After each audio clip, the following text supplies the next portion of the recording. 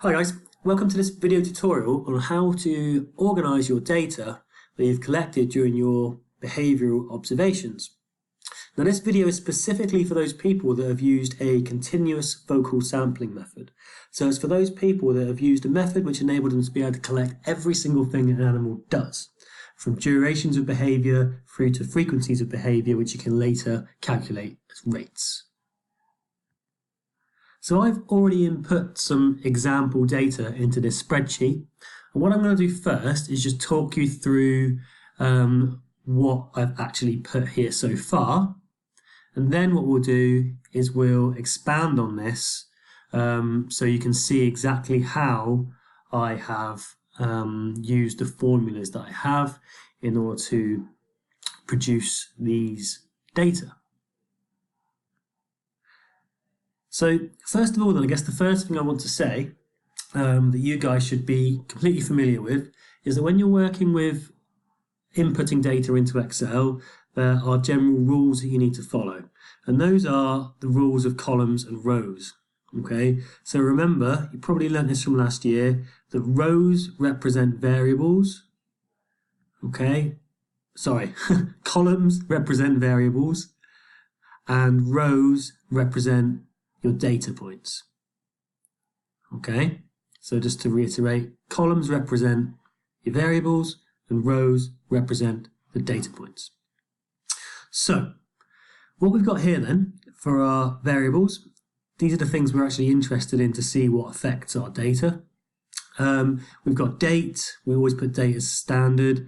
I've got sample here, start focal time, end focal time, I've got treatment, got the behaviour that we're interested in, and I've got the time that the behaviours started and stopped, and I've got the duration here, which we'll calculate for each behaviour in a moment.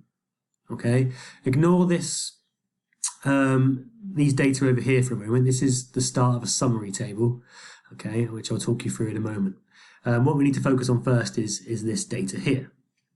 Okay, so basically what we've got here is just one sample of data which I've taken, all right? Now, this is a 5-minute focal. We can see this, so it's start focal time at 9 o'clock, end focal time at 09:05, okay? So I've called this sample BS1, all right? So it's a before sample number 1, okay? Let's say, for example, that we're doing before and after some sort of treatment, like a husbandry treatment or a enrichment treatment. Okay, and then in this column, I've got all of the behaviours that I'm interested in, and I've coded my 5 behaviours from A to E. Okay, and then over in this column, I've got the time that those behaviours started. So remember, with focal sampling, you need to record when the behaviour starts. And because we're really recording behavioural states in terms of durations, each new behaviour basically switches off the last behaviour. All right.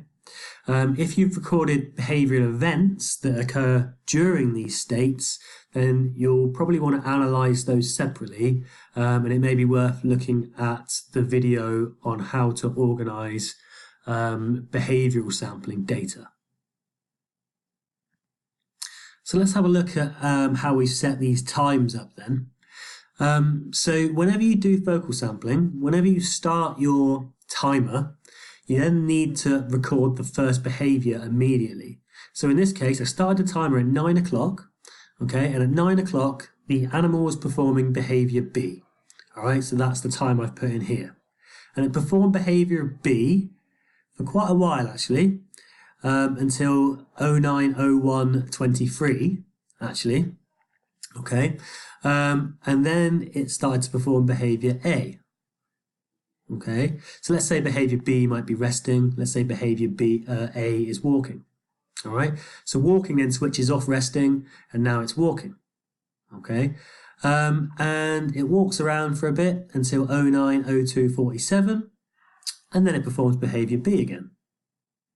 Okay, performs behaviour B for just a short amount of time until 09:02:54, and then when it starts to perform behavior D. Okay, and so forth and so on. You can see how that then continues. Okay, and it does this right up until the end. Okay, so at 09:04:46, the animal started to perform behavior A. Okay, and it continued performing its behavior right until my buzzer went off at 09:05.